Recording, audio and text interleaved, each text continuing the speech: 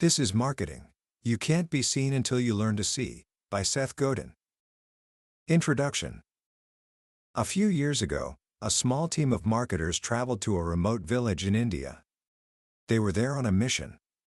1 billion people on our planet need reading glasses and don't have them? A simple tool that can mean the difference between working and not working, between providing for your family and falling into poverty.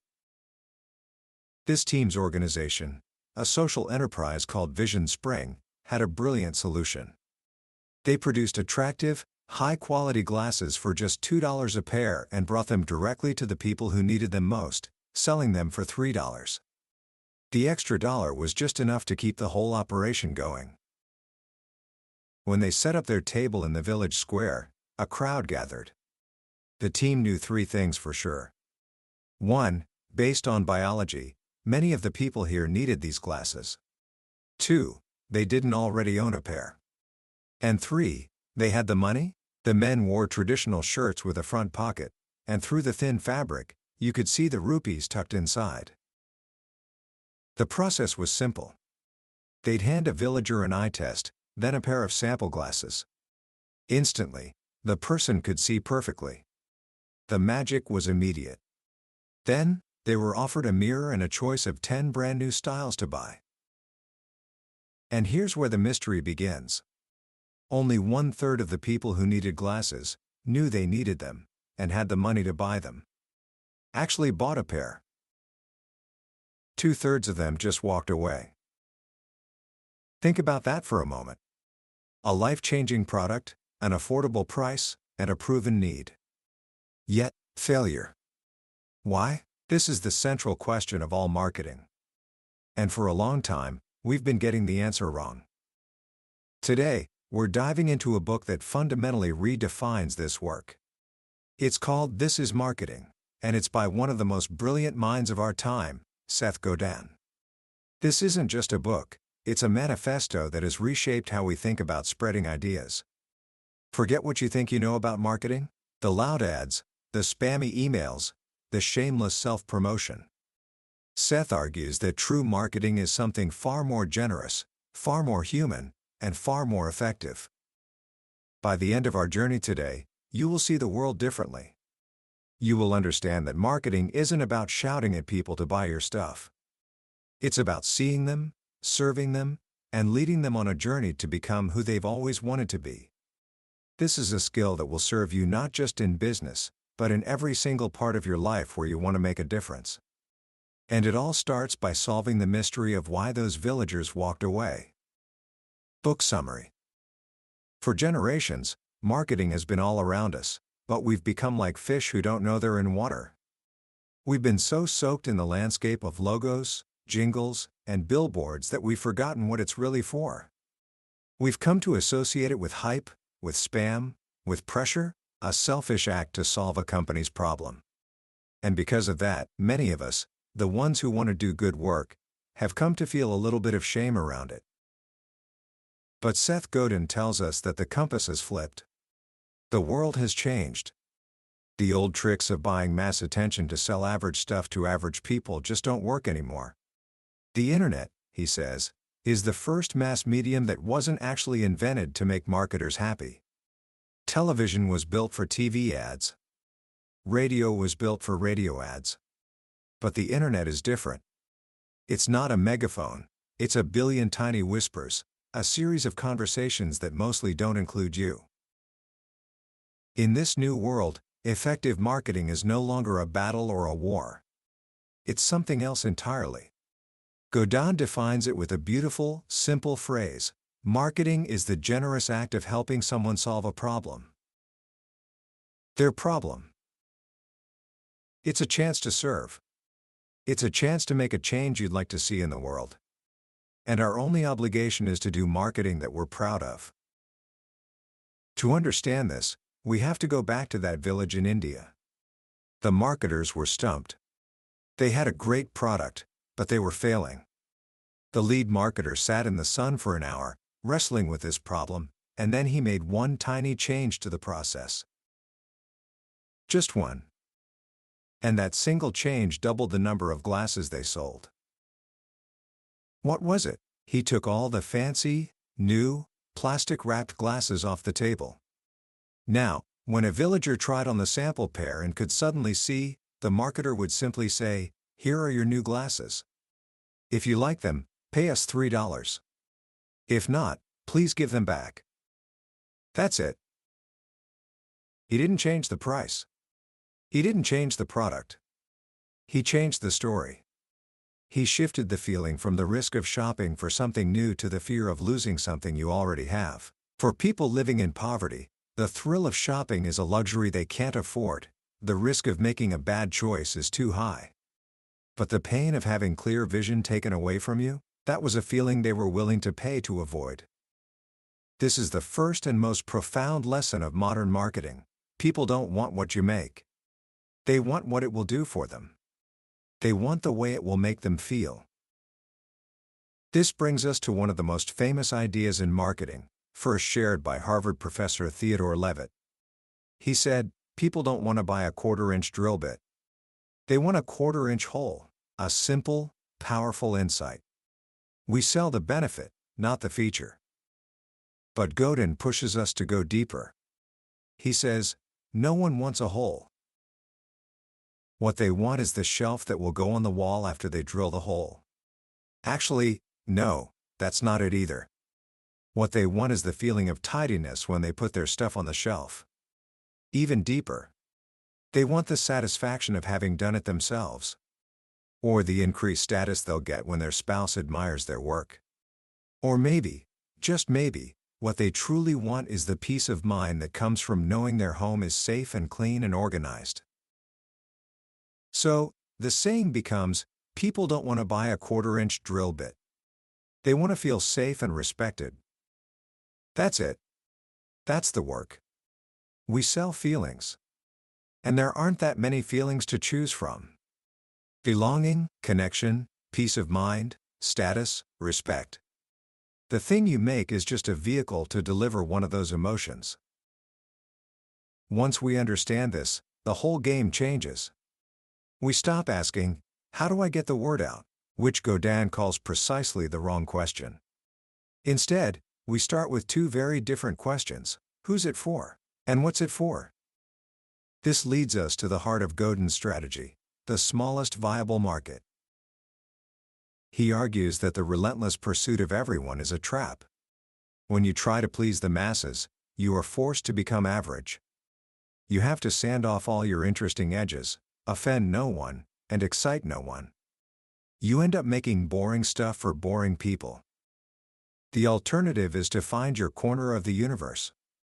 To ask, what is the minimum number of people I would need to influence to make this whole thing worth the effort? If you could only change 30 people, or 3,000 people, you'd be very specific about which ones you chose. You'd pick the ones who are most open to your message. The ones who will get the most value. The ones who, if you delight them, will tell others. Godin uses a powerful analogy here. Imagine you have a teaspoon of a special dye. If you drop it into a swimming pool, the entire pool will turn a brilliant, permanent purple. But if you drop that same teaspoon of dye into the ocean, no one will even notice. The mass market is the ocean. The smallest viable market is your swimming pool. Don't try to color the ocean. Find a pool, and focus all your energy there. This isn't about thinking small. It's about being brave enough to be specific. When you define who it's for, you must also define who it is not for. Saying, "It's not for you," is an act of respect. It respects the people you're not trying to serve by not wasting their time. And it deeply respects the people you are serving, by telling them, "I made this for you." Not for them, but for you. So how do you find this group? You don't look at demographics, what people look like. You look at psychographics, what they believe, what they want, what they dream of. Every person has a worldview, a lens through which they see the world, a set of biases and assumptions. Your job is to find a group that shares a worldview and tell them a story that resonates with it. Think about Dunkin' Donuts and Starbucks. For decades, they both sold coffee, but they weren't competing. They were serving two completely different tribes. Starbucks obsessed over a group of people with a specific set of beliefs about coffee, time, money, and luxury. Dunkin' served another. By focusing on their chosen us, they both built empires. And this brings us to what might be the most powerful sentence in the entire book. People like us do things like this. This simple phrase is the engine of all culture. It's the hidden script that drives almost every choice we make. We don't eat crickets, not because they taste bad, but because people like us don't eat crickets. We buy a certain kind of car, vote for a certain candidate, or even wear certain clothes, because we are sending a signal about which us we belong to. Marketers don't make average stuff for average people. Marketers make change. And they do it by normalizing new behaviors for a specific us. Consider a small town that was about to vote down its school budget for the first time in memory. The schools were excellent, but taxes were rising, and a vocal group was organized against them. With only 8 days before the final vote, a few activists tried something different. Instead of arguing or handing out flyers, they tied 100 blue ribbons, the color of the school's national award, to a big tree in the center of town. Within days, the idea spread. Thousands of blue ribbons appeared on trees all over town, hung by dozens of families. The message wasn't an argument, it was a signal. It said, people like us, people in this town, support our schools. The budget passed, 2-1. They changed the culture by changing what people like us do. This ties directly into another hidden force that drives our decisions: status. Godin says we are constantly, often unconsciously, assessing our status in every interaction. Who eats first? Who sits where at the table? Who has to wait for whom? Status isn't about money, it's about our position in the hierarchy and our perception of that position. He breaks it down into two fundamental drives. 1. Dominion. This is the vertical measure of status. Who is above me? Who is below me? It's about power, control, and winning. The person who cares about dominion wants to know that their side is in charge. 2. Affiliation. This is the horizontal measure of status. Who is standing next to me? Am I in sync with my tribe? It's about belonging, connection, and community. When you bring your work to the world, it is always a challenge to someone's status. Your new idea, your product, your service, it offers people a chance to either raise or lower their status, or to protect the one they have. Understanding whether your audience cares more about dominion or affiliation is the key to telling a story that resonates. Uber, for example, built its brand on dominance, aggressively entering markets, breaking rules, winning. Fashion, on the other hand, is almost always about affiliation, being in sync with what people like us are wearing this season. Your job as a marketer is to understand this landscape. And once you do, you can use one of the most powerful tools for creating change: tension. Tension is not the same as fear. Fear paralyzes. Tension is the feeling of a stretched rubber band. It's the gap between where we are and where we could be. It's the feeling of this might work, or this might not work. And it's the only thing that overcomes the inertia of the status quo. Think about the software company Slack. Nobody wakes up hoping to learn a new piece of software. That's a hassle. So how did Slack become the fastest growing product of its kind? They created tension. They got a few early adopters in an office to try it. And those people started talking to each other on Slack. Suddenly, for everyone else, there was a new tension. You're missing out.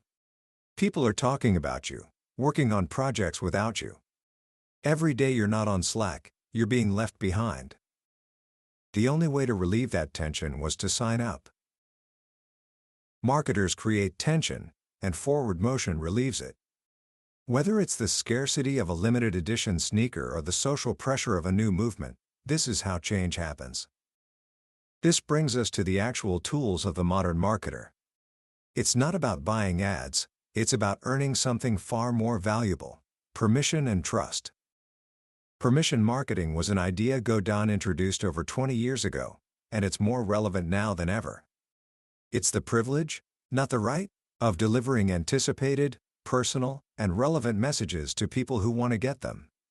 He says the simplest definition of permission is this: the people who would miss you if you were gone. If you stop showing up, would they ask where you went? You earn this permission with generosity. You show up consistently, over time, solving problems and adding value. You make a promise, and you keep it. And you own that relationship. You don't rent it from a social media platform that can change the rules on you tomorrow. With permission comes trust, and trust is the scarcest resource we have. In a world filled with noise and fakes, trust is the only foundation on which you can build something that lasts. And when you have permission and trust, you can build a funnel that works. Godin's funnel isn't a trick to squeeze money out of people. It's a journey you guide them on. At the top, you pour in attention. Along the way, some people leak out, they're distracted, or it's not a good fit. But those who make it to the bottom become your loyal customers, your true fans. And what do you do with those true fans? You hand them a megaphone. You build your product or service in a way that works better when it's shared. This creates a network effect, a virtuous cycle where every good customer gets you another one. The fax machine became popular not because of ads, but because it was useless to own one unless your friends also owned one. Your users became your salespeople. Let's look at one of the best examples of all these ideas working together: the Grateful Dead. For a band that sold out stadiums for decades, they had a grand total of one top 40 hit. Just one. So how did they become one of the highest-grossing live acts in history? They did it by rejecting the mass market. They focused all their energy on a tiny audience of true fans. They didn't use the radio to find new listeners. Instead, they did something that seemed insane. They encouraged their fans to tape their live shows and share the tapes for free. They built their entire business on their smallest viable market, giving them something to talk about, a culture to belong to, a way to signal people like us go to Dead shows. They had the patience to stick with it for decades, and the guts to be quirky and different. In 1972, this was an accident. Today, Godin argues, it's the surest path to success. Because your work is not for everyone. It is for someone. Your job is to find that someone. To find the lock, and then fashion a key. It is far easier, Godin says, to make products and services for the customers you seek to serve than it is to find customers for your products and services. It all comes back to that central idea. Marketing is not the selfish act of a hustler. It is the generous act of a leader, a teacher, a connector. It's the work of making change happen. And what about you, the person listening to this right now? Godin's final message is perhaps his most important. He says that the most critical marketing we do is the marketing we do for ourselves. It's the story we tell ourselves about what we're capable of, who we're meant to serve, and what change we're here to make. He argues that if you have a way to make things better, and you hesitate to market it, you're not being humble. You're being selfish. You are stealing. You're stealing from the people who need your contribution, the people who are waiting for you to show up and lead them. The world needs your work. It needs your art. But most of all, it needs you to have the courage to make a change. And that, right there, is marketing. Commentary. As we wrap up our journey through Seth Godin's This Is Marketing, I want to leave you with a final thought on why this book is so profoundly important, especially right now. In a world that often feels divided, noisy, and cynical, Godin offers us a path back to what truly matters: human connection. He fundamentally reframes marketing from a selfish pursuit of attention and profit into a generous act of service. He reminds us that at the heart of any successful endeavor, whether it's building a company, launching a nonprofit, or even just convincing your family to try a new restaurant, is empathy. The ability to truly see the people you're trying to reach. To understand their dreams, their fears, and the stories they tell themselves. The most powerful lesson for me is the idea of the smallest viable market. It's a concept that feels incredibly liberating. It gives us permission to stop shouting into the void, trying to be all things to all people. Instead, it encourages us to find our us, that small group of people who will get the joke, who will appreciate our unique contribution, and who will miss us if we're gone. This isn't just a business strategy, it's a life strategy. It's about finding where you belong and who you are meant to serve. So, how can you start applying these ideas today? Here are a few simple actions to get you started. First, think about a project you care about. It could be a small business, a creative passion, or a cause you believe in. Ask yourself Godin's 2 essential questions. Who's it for? And what's it for? Be brutally honest and incredibly specific. Write down who you are not for. This active definition will bring a surprising amount of clarity. Second, try to step into the shoes of that specific audience. What story are they currently telling themselves? What do they truly want? Not the feature, but the feeling? What is their status in their world? And do they seek dominion or affiliation? Your goal isn't to change their worldview, but to tell a story that aligns with it. And finally, ask yourself, how can I be more generous? What problem can you solve for your smallest viable audience today?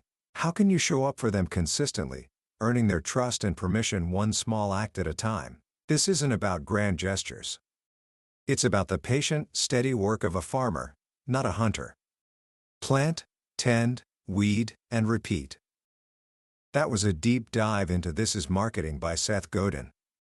We've walked through the core principles today, but I have to be honest with you. A summary is like looking at a photograph of a magnificent meal.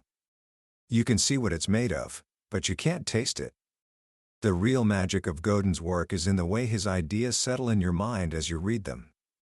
This summary is your map, designed to help you decide if this is a journey worth taking. If anything we've discussed today has sparked something in you, I encourage you to grab a copy of the book. Reading it isn't just about learning. It's an experience that can genuinely change how you see your work and your ability to make a difference in the world. A link to the book is in the description. Also, if you found this summary valuable and it gave you a new perspective, please do me a small favor and hit that like button and subscribe to the channel. It lets me know I'm on the right track, and it ensures you won't miss our next journey into another life-changing book from the billionaire's bookshelf. Let's keep growing together.